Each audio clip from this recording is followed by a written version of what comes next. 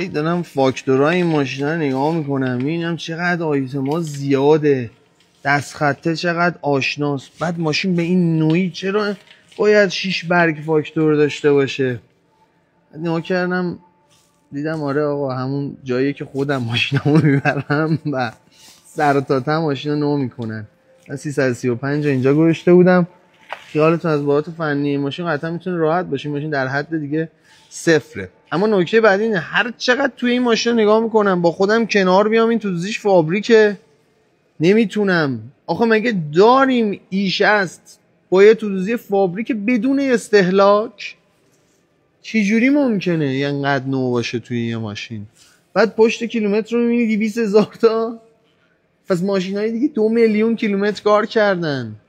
نداریم. این یکی از نوترین نشستاییه که تا حالا دیدم بیشک.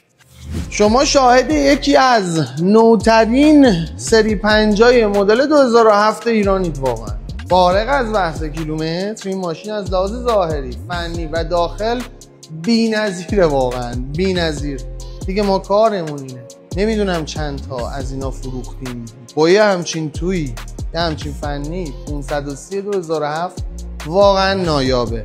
این در رنگ شده ولی ماشین بی نهایت نو بدون نکته. کسایی که میخوان لذت سواری این ماشین رو بچشن یه ماشین بی نقص لذت بخش بخرن 2 میلیارد 690 میلیون میدن اینو میخرن.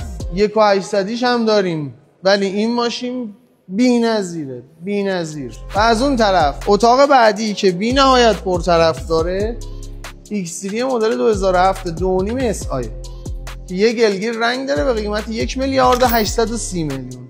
حسن این ماشینی که صندلی برقی و مموری صندلی رو داره که تو 2.5 اکثرا ندارن. لاستیکای ماشین 4 حلقه نکسن رو تازه انداختن.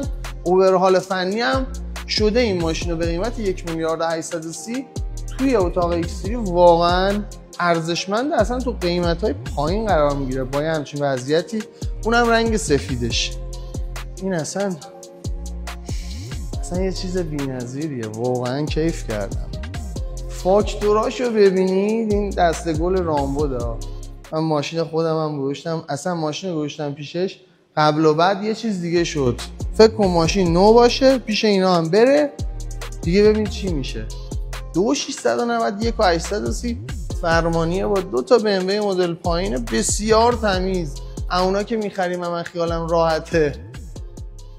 خدمت شماست.